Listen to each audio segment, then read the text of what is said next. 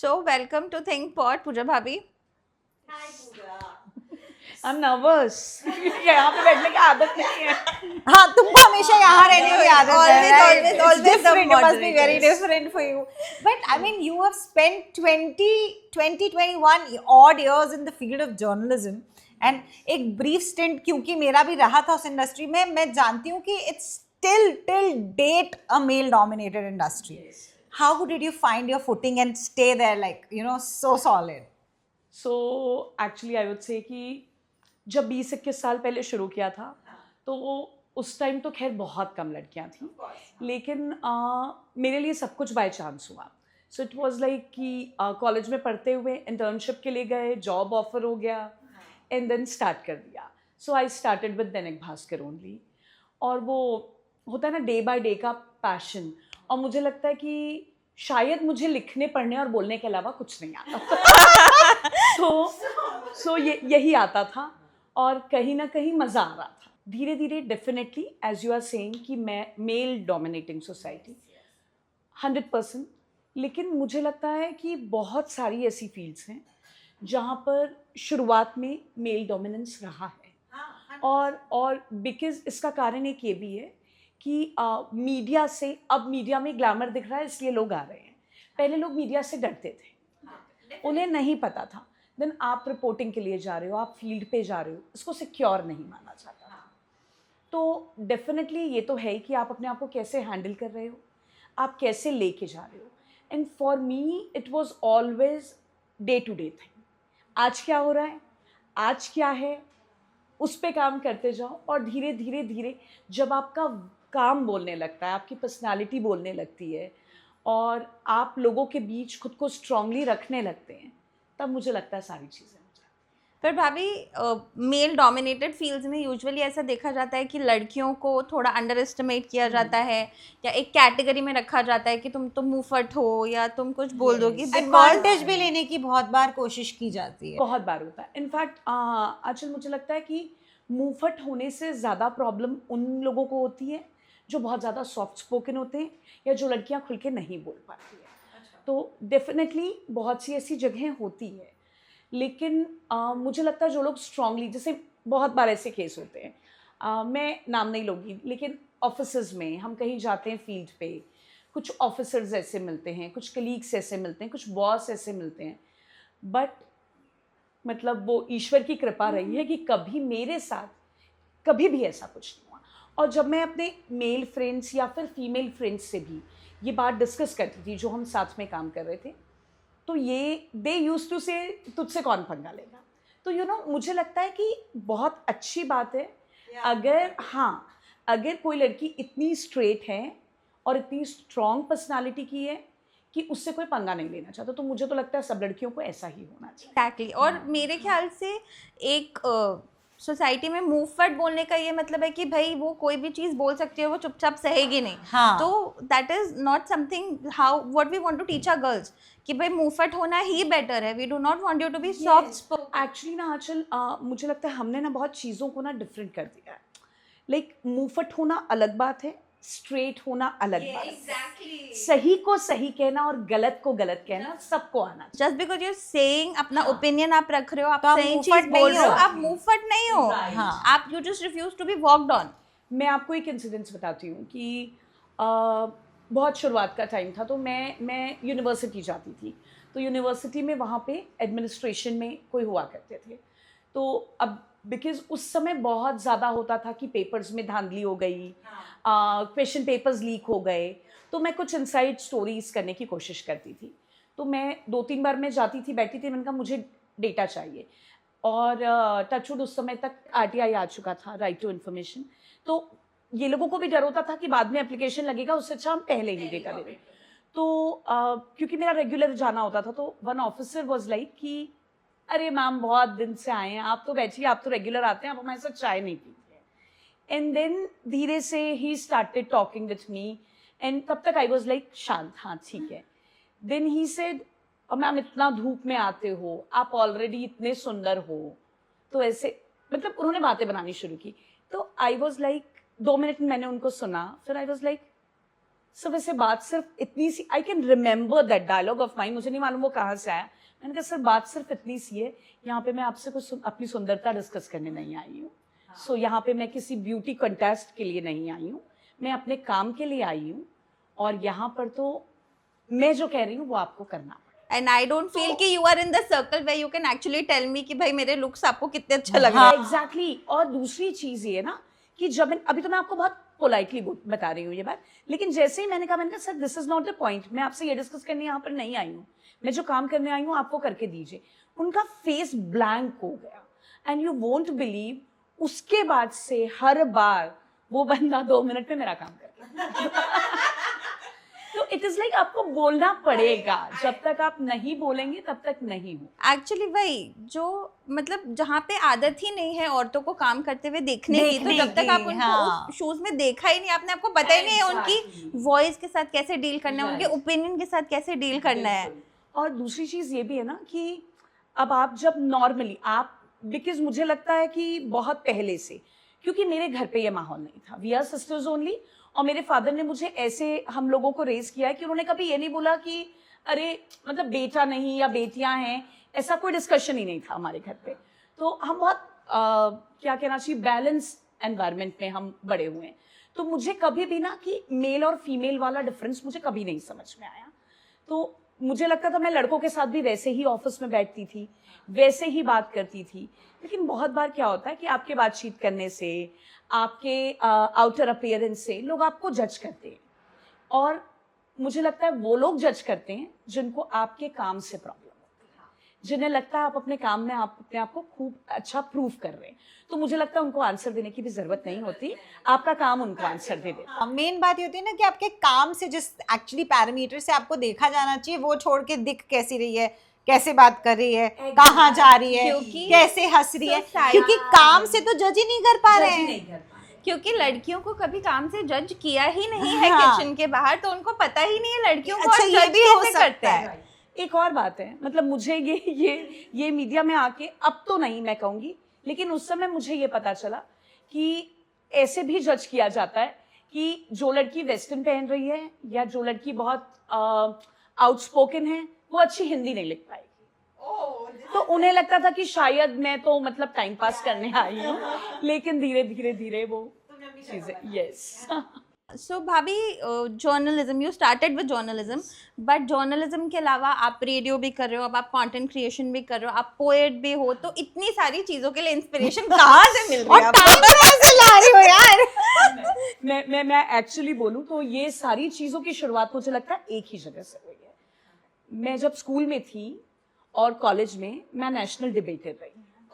तो छत्तीसगढ़ से मैंने बहुत सारे नेशनल मेडल्स जीते हैं एक्सटेम्पो में, डिबेट्स में। तो मुझे लगता था कि स्टेज जो है ना, वो शुरुआत मेरी वहीं से हुई।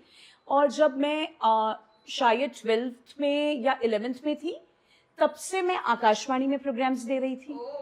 और उसके बाद में धीरे से जर्नलिज्म की तरफ आए, दूरदर्शन शुरू हो गया, फिर ब्रेक भी लगा। कुछ चीज़ें होती है ना कि आप दूसरों पे फोकस कर रहे हैं, अभी जैसे मैं दूरदर्शन वापस कर रही हूँ, तो कभी ब्रेक होता है।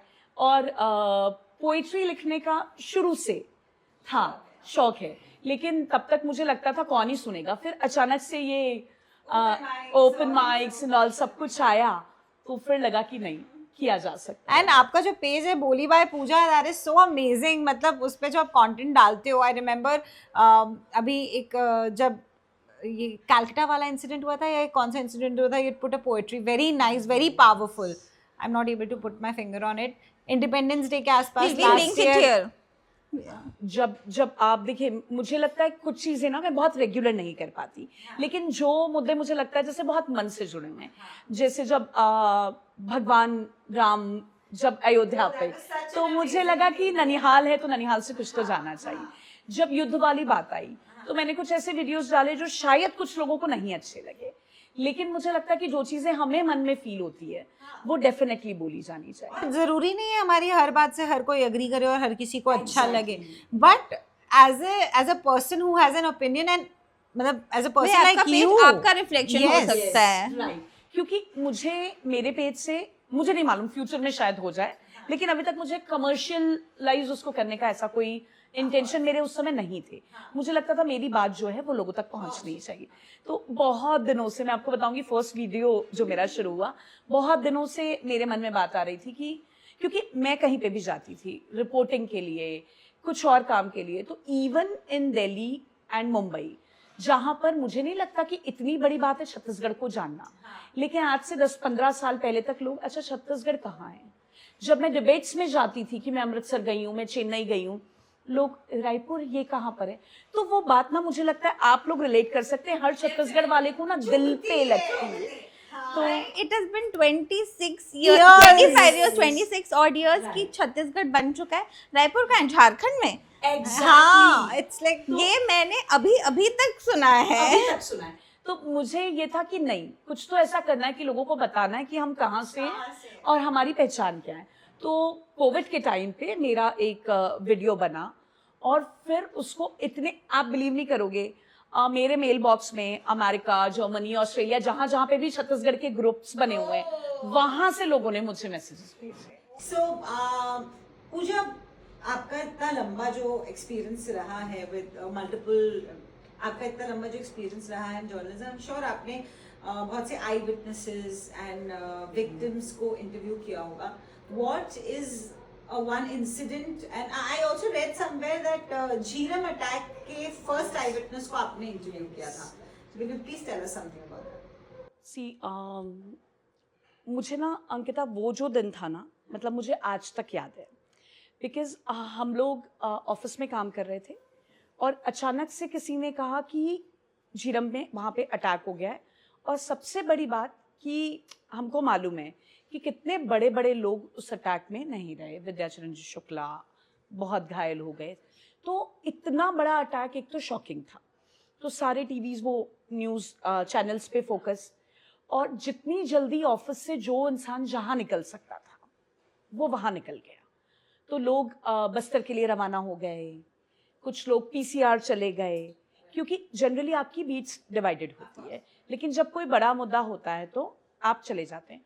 और पता नहीं, मैं डेली रूटीन का अपना काम कर रही थी और शायद किसी ने ध्यान भी नहीं दिया होगा, किसी को बोले बिना मैं ऑफिस से निकली थोड़ा जल्दी, और क्योंकि मेरा घर हॉस्पिटल के बहुत पास था, और मैं जब वहाँ पे मैंने रश देखा, मैं एंटर कर गई और मैंने सिर्फ अपने एडिटर को फ़ोन किया कि मैं यहाँ पहुँच गई हूँ और मैं चीज़ें लाइन अप करने की कोशिश कर रही हूँ, तो मैं फ़ोन पे न्यूज़ देती जाऊँगी और मैं फ़ोन से लिख कर भी कुछ चीज़ें आपको दे दूँगी। जिस समय में एम्बुलेंस आ रही थी, लोग अंदर, क्योंकि फटाफट पहुँचने चालू हो गई थी चीज़ें, कहीं पर हेलीकॉप्टर लैंड होने वाला है कि इन लोगों को शिफ्ट किया जाएगा। आई एम नॉट टेकिंग नेम्स क्योंकि बहुत बहुत नाम थे। उसी समय में मुझे बाहर, क्योंकि मैं बाहर खड़ी थी और मैं देख रही थी कौन कौन आ रहा है, मुझे एक ड्राइवर दिखा जिसके सर से खून बह रहा था, लेकिन उसकी चोट इतनी गहरी नहीं थी कि वो एडमिट किया जाए, क्योंकि उस समय बहुत ज़्यादा घायल लोग थे, और वो उस चाय की टपरी के पास बैठा हुआ था, और उसका फेस देख के मुझे लगा कि कुछ तो है। तो डेफिनेटली सबसे पहले तो ड्राइवर ने ही देखा होगा, तो मैंने उससे बात की और उसने मुझे एक एक पल जो डिस्क्राइब किया झीरम अटैक का, मैं आपको बता नहीं सकती कि कैसे हुआ, कैसे गाड़ियों का काफिला गया, सामने क्या था, कहाँ से वो लोगों ने हमको चेस किया, या हमने सोचा भी नहीं था। मतलब आधा घंटा उसने मुझसे बात की, वो प्रॉपर्ली बोल नहीं पा रहा था क्योंकि ऑब्वियसली उसने ये देखा था। तो वो तो मुझे लगता है झीरम घाटी वाला कांड था, वो पूरे छत्तीसगढ़ की रूह कपाने के लिए आज भी काफी है। लेकिन ना मुझे लगता है अंकिता, ये तो एक बात हुई, बहुत बार फील्ड में ऐसी चीजें होती है जब आप मानवता के तौर पे उसे देखते हैं, एक इंसान के नजरिए से देखते हैं, तो आप अंदर से हिल जाते हैं। ऐसे बहुत सारे इंसिडेंट्स होते हैं जहाँ पे हम पेन से हेल्प कर पाते हैं, पर कई बार ऐसे भी इंसिडेंट्स होते हैं जहाँ पेन से पहले एक्शन की जरूरत होती है, बचाने की जरूरत होती है, इमीडिएट सर्विस की जरूरत होती है। तब कैसे करते हैं अपनी सेफ्टी को ध्यान में रखते हुए? एक्चुअली तो बहुत बार होता है, और मुझे लगता है जो पत्रकार हैं, जर्नलिस्ट हैं, चाहे आप उनमें कितना ही आज के दौर पे उन्हें बदनाम किया जाए, लेकिन वो अपनी फर्स्ट ड्यूटी निभाने से, मैं अपने आसपास ऐसे ही लोगों को देखती हूँ, वो कभी पीछे नहीं हटते। अगर हमें दिखता है बहुत बार कि इसको रेस्क्यू की पहले ज़रूरत है, तो हमारे लिए खबर बाद में हो जाती है, हम रेस्क्यू का काम पहले करते हैं। बहुत बार आपने स्टोरीज पढ़ी होगी कि ट्रैफिक सिग्नल पे हमारे रिपोर्टर्स उतर के और ट्रैफिक ठीक कराने में लग जाते हैं और बाद में जाम की न्यूज़ बनाते हैं। तो इट हैपन्स। मैं आपको एक बात बताती हूँ कि एक बार मुझे कहीं से पता चला कि, क्योंकि जब हम हमारे सोर्स बन जाते हैं जब हम रिपोर्टिंग में होते हैं, तो कि एक बच्ची है 12-13 साल की, उसका रेप हुआ है और पास के गांव की ये इंसिडेंट्स हैं। वहाँ पर उस बच्ची को रेप के बाद में बंधक बना लिया गया, उसके पूरे परिवार को गांव से बेदखल कर दिया गया, हुक्का पानी बंद करना जिसे कहते हैं, तो वो हो गया। मुझे जब ये पता चला तो मुझे ये नहीं मालूम था कि ये सीन है वहाँ पर। मुझे इतना मालूम था क्योंकि सुप्रीम कोर्ट ने उसी दिन एक डिसीजन दिया था कि रेप के मामलों में परिवार और समाज को भी अपनी जिम्मेदारी निभानी चाहिए। मैं गई उस गांव में, यहाँ से लगभग रायपुर से 2 घंटे का रास्ता, और आप बिलीव करेंगे उनका जो घर था शाम के समय में, वहाँ से जो अंधेरा कि एक वो जो हम फिल्मों में देखते हैं ना कि एक बल्ब जल रहा है और पूरा गांव सुनसान है, और वो माता पिता भी कुछ बोलने के लिए नहीं आगे आ रहे हैं क्योंकि उन्हें पता है कि परिवार तो छोड़िए, समाज उन्हें बेदखल कर देगा, उन्हें गांव से कोई मदद नहीं मिलेगी, और जो आदमी है वो इतना पावरफुल आदमी है। लेकिन जैसे तैसे हमने पुलिस को इन्वॉल्व किया इसमें, और जैसा फिल्मों में दिखाते हैं ना, कोई बहुत पावरफुल इंसान है, उसने बंदी बना के रख लिया है जी, तो आप सोचिए उसके घर के आउट हाउस जिसे हम कहते हैं, वहाँ पर वो बच्ची बंधक है, और पुलिस चौकी जो है उस गांव से इतनी दूर है और इतना कच्चा रास्ता है, तो कहीं ना कहीं हमें अपनी सिक्योरिटी का भी डर होता है। लेकिन मुझे लगा था कि नहीं, क्योंकि कुछ 1-2 लोग थे मेरे साथ, और उस दिन पता नहीं क्या हुआ था, मैंने सिक्योरिटी को ध्यान में रखते हुए, या एक मीडिया, मुझे एक इलेक्ट्रॉनिक मीडिया में मेरा एक फ्रेंड था, तो वी वेंट टुगेदर, लेकिन वो अपने काम में लगा है, मैं अपने काम में लगी हूँ, तो बहुत चीज़ें थी। लेकिन उसके बाद फाइनली उस बच्ची पर महिला बाल विकास विभाग ने एक्शन लिया, उसे चाइल्ड होम में माना में शिफ्ट किया गया, फिर हम बाद में माना गए उस बच्ची से मिलने। डेफिनेटली बहुत बार होता है कि खबर तो आपको बनानी है, वो आपकी फर्स्ट ड्यूटी है, लोगों तक पहुंचाना है, लेकिन आप ये भी ध्यान रखते हैं कि कुछ ऐसा ना लग जाए जिससे किसी की ज़िंदगी खराब। पर यहाँ पे जिंदगी खराब करना तो दूर की बात है, you saved lives. But Ankita क्या होता है ना कि बात की जो चीज़ें होती है ना, हम चाइल्ड होम तक जा पाएंगे, हम उस बच्ची को कुछ समय तक देख पाएंगे, बट हमें नहीं मालूम है उसके बाद क्या होगा, और हम इतना फॉलो नहीं कर पाते हैं प्रैक्टिकली, क्योंकि हर जगह हम नहीं फॉलो कर सकते हैं। ये जो ऐसे इंसिडेंट्स होते हैं, how do you make yourself feel safe, or how do you go home and assure them that you're safe? Right. Actually क्या है ना, अभी तो बहुत सारी चीज़ें हैं, अब जो लड़कियां आ रही हैं वो कॉन्फिडेंट भी ज़्यादा हैं, उसके बाद में अब उनके पास लाइव लोकेशन जैसी बहुत अच्छी सुविधा है, उनके पास बहुत सारे ऐप्स हैं, सिक्योरिटी ऐप्स, पहले वो सब कुछ भी नहीं था, तो डेफिनेटली आपको आपकी सिक्योरिटी ध्यान में रखनी पड़ती थी। अगेन आई वुड से आप जितना खुद संभल के चलेंगे तो चीज़ें ईजी हो जाती है, आपको बच के निकलना भी आना चाहिए।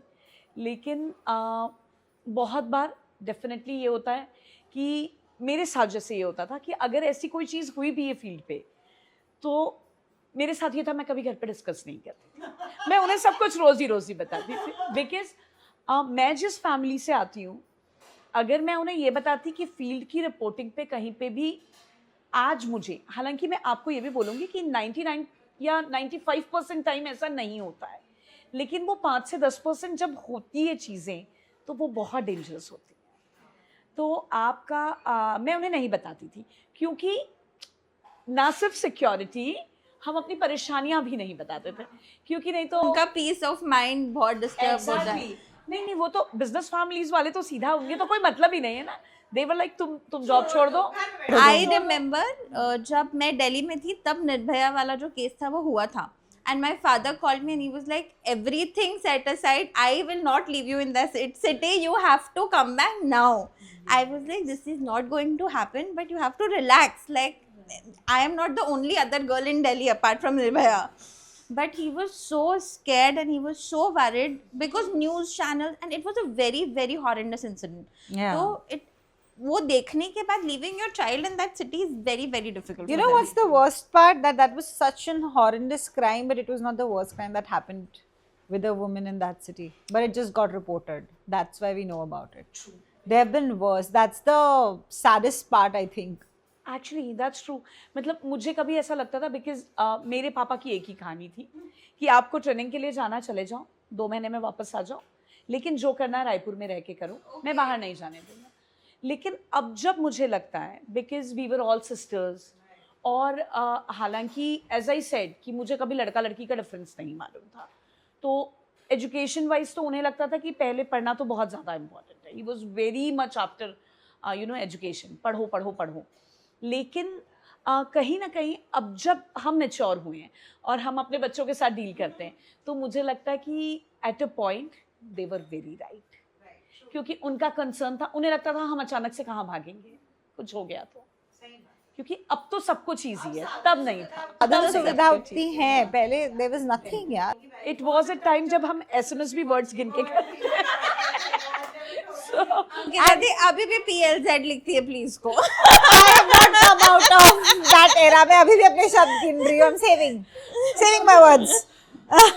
So yeah, I mean, You're saving your characters, baby. You're not saving your whatever. words. So you know, मतलब मैं ये बोलना चाहती हूँ कि a lot of people who've got a lot of more exposure, if I may, have not achieved half as much as you You do, because yes. you know, even staying in a city, और अब तो रायपुर बहुत बड़ा और advance हो गया, पहले नहीं था यहाँ पर कुछ, but you have really paved a path for yourself, and I think it's fabulous. I am glad you said that. मतलब मुझे क्योंकि अंकिता कभी ना ये लगा नहीं कि कुछ अचीव कर लिया है, क्योंकि जब आप अपने आसपास के लोगों को देखते हैं ना, जैसे मुझे लगता है मैंने तो फिर भी बहुत ज़्यादा इनोवेशंस वाली स्टोरी पे ज़्यादा काम किया है, इम्प्रूवमेंट लाइफस्टाइल पे बहुत काम किया है, लेकिन ग्राउंड लेवल पे जो लोग काम करते हैं, जब हम देखते हैं कि कोई एक लेडी है, मैंने उसका इंटरव्यू किया था, दोनों पाँव नहीं होने के बावजूद वो भाटा गांव से रोज रेलवे स्टेशन आती थी और ट्रेन पे सफर करके अपने जॉब के लिए जाती थी. तो मुझे लगता है अगर हम समाज में आसपास देखें तो ऐसे लोग भरे हुए हैं. यू नो, जब शुरू में ई रिक्शा चलाना यहाँ लड़कियों ने शुरू किया था, तो लोग उन्हें खुशी होती थी. तो मुझे लगता है कि अगर आप इंस्पिरेशन ढूंढेंगे तो सब जगह है. लेकिन हाँ, मुझे ऐसा लगता है मेरा हर डे ना, it's like go with the flow. जो हो रहा है वो होते जा रहा है. On a lighter note, भाभी, you have also आपने IPL में और ऐसे फन कंटेंट स्टोरीज भी बहुत रिपोर्टिंग करी है, so you must have some very good stories from there. Share a few with us. So IPL was तो लाइक क्योंकि फर्स्ट IPL जब यहाँ पे हुआ था, तो देखिए स्पोर्ट्स स्टोरी के लिए तो हमारे पास तो स्पोर्ट्स रिपोर्टर थे, लेकिन पहली बार इतने बड़े बड़े क्रिकेटर्स रायपुर आ रहे हैं, तो वो एक्साइटमेंट का लेवल अलग था. तो अब लगा उनको कैसे क्रैक किया जाए. तो सबसे पहले बिकॉज उस समय में आई कैन से कि we were in leading position, कि हम जो स्टोरीज दे रहे थे वो और कहीं नहीं आ रही थी. I was with Dainik Bhaskar that time. तो सबसे पहले तो हमने जाके धीरे धीरे करके होटल्स के शेफ, वहाँ काम करने वाले लोग, उनके मैनेजर्स, उनको क्रैक करना शुरू किया, उनसे बातें, उनसे मिलना. और मैं आपको बताऊं कि IPL शुरू होने के 3 दिन पहले तक स्टेडियम तो शायद एक ही राउंड लगता था, लेकिन जिस होटल में वो लोग रहते थे, मैं सुबह से जाके उस होटल में बैठती थी. सीरियसली, मैं साइलेंटली बुफे में एक साइड बैठी रहती थी उनको, क्योंकि आप डायरेक्टली जाके सिक्योरिटी इशू है, आप नहीं बात कर सकते. फिर धीरे धीरे बहुत लोगों के इंटरव्यूज भी हुए, और मैं आपको एक फनी स्टोरी बताती हूँ कि जो मैनेजर थे, पर्टिकुलर एक होटल है वहाँ के, तो उनसे मेरी बातचीत हो गई थी. तो वो देख रहे थे कि मैम बहुत ज़्यादा स्टोरीज के लिए लगी हुई हैं, ट्राई कर रही हैं, और हमारे यहाँ से बहुत अच्छी स्टोरीज जा भी रही हैं. तो उन्होंने मुझे बोला, मैम एक काम करते हैं, मैं अभी जा रहा हूँ इरफान पठान को लेकर, यूसुफ पठान से वो मिलने जाने वाले, क्योंकि अलग अलग टीम पे थे दोनों भाई. तो मैंने कहा ठीक है. तो उन्होंने बोला कि आप एक काम करिए, आप बोलिएगा मत, आप मीडिया से हैं, और आप कार पे बैठिए और आ जाइए. तो मैंने कहा ठीक है. हम चले गए. तो इरफान पठान से पूरे रास्ते बात होती रही, और मुझे तो इनसाइड स्टोरी करनी थी, तो इधर उधर की बातें, रायपुर आके कैसा लगा, एक जो नॉर्मली बात चलती रही। आते टाइम फिर थोड़े सवाल जवाब शुरू हुए, तो इरफान पठान धीरे से मुस्कुराए और वो मुझे देख के बोलते हैं, मैम आप परसों मीडिया गैलरी में खड़ी थी ना। मुझे लाइक ओ माय गॉड, इतना कीन ऑब्जर्वेशन इनका होता है, लेकिन कई बार बड़ा मजा आता है। क्रिस गेल, उनकी वाइफ आई हुई थी मिशेल, उनसे मेरी इतनी दोस्ती हो गई थी, शी वॉज लाइक कि please take me to the local market. अब मुझे लगा मैं एक्टिवा पे लोकल मार्केट में इनको कैसे लेके जाऊंगी सिक्योरिटी वाले, एंड शी वॉज लाइक तो मुझे क्यों नहीं ले जा रही। She was like you won't believe, she wanted to learn, because वो वहां पे कोई बहुत अच्छा सैलून चलाती है, she is beautician over there. So वहां पर मैं आपको बताती हूँ, they don't use thread for making eyebrows, so they use wax. तो उनके लिए ये बड़ा अलग था कि यहाँ लोग थ्रेड यूज करते। तो शी वाज लाइक, तो मुझे लेके चलो, मुझे सीखना है, please take me, I want to learn.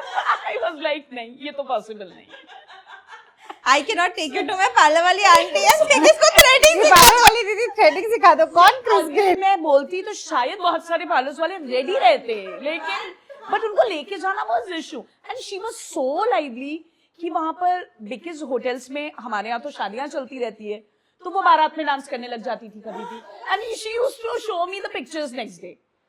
फिर मैं उनसे बोलती थी कि please transfer me the pictures, we will publish it. So हमारे लिए वो स्टोरी हो जाती थी। That's so Nice, nice. Such nice. an interesting thing. Acha Pooja, diversing a little from your professional life, you have a beautiful little boy, but I know you went through some postpartum depression. So I would really like. और आज भी awareness नहीं है इसके बारे में, नहीं है awareness.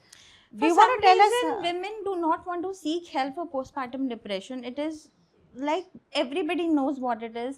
The family knows what it is, what the woman is going through, but the women are not willing to seek help. Like even today. आजकल मुझे ऐसा लगता है कि it's not about the person जो इस दौर से गुजर रहा है कि वो हेल्प नहीं लेना चाह रहा है, it's more about people around them, क्योंकि अगर उसे प्रॉब्लम हो भी रही है ना तो कोई उस बात को समझ नहीं। I'm sure कि it is very difficult to understand कि with everything that goes on, you know. Yes, You because have a it's a young new- child, हाँ. there are hormones, there is, you know, medically your body has gone through a lot. But even after all that, the most difficult part is your depression, the postpartum depression that you go through. सो मैं अगर आपको बताऊं, जब मेरा baby born हुआ उस समय में मैंने व्हेन आई कंसीव, तो उसके कुछ महीने, बिकॉज मुझे थोड़े हेल्थ इशू थे और मुझे लगा कि नहीं अभी मैं रिपोर्टिंग तो नहीं कर सकती, तो मैंने ब्रेक लिया आफ्टर माई चाइल्ड, बिकॉज होने के साथ ही मेरा बेटा जो है वो NICU में शिफ्ट हो गया। यू कैन अंडरस्टैंड दैट कि मैंने 5 दिनों तक अपने बच्चे को देखा भी नहीं। सो मुझे लगता है कि मुझे नहीं समझ में आता था कि मुझे लगता था मैंने क्या गलत कर दिया जो मेरे बच्चे के साथ। तो वो जो मदरहुड गिल्ट होता है ना, वो उसी समय से मेरे अंदर आ गया था, हॉस्पिटल से ही। और उसके बाद मुझे लगता था कि मैं ऐसी क्या केयर कर दूं कि जिससे ये ठीक हो जाए।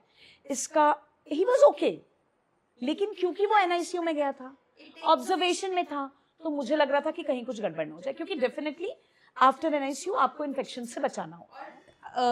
When your child spends their first initial days in NICU, it is very difficult for you to treat them normally for years. Like my daughter was also in NICU. I saw her, but it is very difficult to treat that child normally because you always feel that protective They need shield. more protection. You feel the need to be, you know, very. And I think Aanchal, जितना मुझे medically मैंने समझा, 5 years तक तो हमें बहुत ज्यादा ध्यान देने की जरूरत भी होती है। तो मैंने कहा ना, मुझे लगता था कि मैंने क्या कर दिया। Same. Every mother, what could I have done differently so that my child did not have. Exactly. और जब रोना आ रहा है तो आप रोए जा रहे हैं, आपको पता ही नहीं चल रहा है क्या हो रहा है। मतलब रात भर आपको लग रहा है कि नहीं, आप सेफ ही नहीं फील कर रहे हैं। डेफिनेटली डॉक्टर्स भी रूल्स फॉलो करने के लिए कहते हैं, आप किसी से हेल्प आप ले नहीं सकते एक्चुअली, क्योंकि इतना इन्फेक्शन से बचाना होता है just because you have gone through, तो आपको पता है कि किसी को आप बाजू में बैठना अलाउ नहीं कर सकते. और my कोई touch daughter नहीं was करेगा. born and During during COVID. second wave of COVID. Oh my God. So it is difficult. और मुझे लगता है आज भी उस बारे में सोचो तो हमारे रोंगटे खड़े हो जाते हैं. तो आई वुड से कि मैंने मेरे डॉक्टर से बात की थी, doctor Asha Jain, and she suggested me, एक तो बिकॉज वो बहुत ज़्यादा मेडिटेशन पे बिलीव करती हैं, तो उन्होंने मुझे बहुत स्पिरिचुअल तरीके से उससे निकालने की कोशिश की, और उन्होंने मुझे कुछ पिल्स भी दिए कि if you are not feeling like take this. तो मैंने वो भी लिए फॉर द टाइमिंग. और धीरे धीरे आप समझिए चीज़ों को समझने के कारण या सपोर्ट फैमिली का, हस्बैंड का, धीरे धीरे आप चीज़ों से निकलते हैं, लेकिन वो बहुत difficult phase. So I recently met a woman who was obviously into postpartum depression. Her family knew she was in postpartum depression, I feel, because of the actions they were taking. She was having thoughts of harming the child and herself. Oh. And instead of going to therapy, she thought that going out and having a walk in the garden would help. Her family, I think because it was so obvious, they were like, nahi, you take 2 hours, you take 3 hours. But instead of going and getting help in extreme situation mein, abhi bhi women and society feel like, yeah, I'll just go and take a walk and maybe that will help.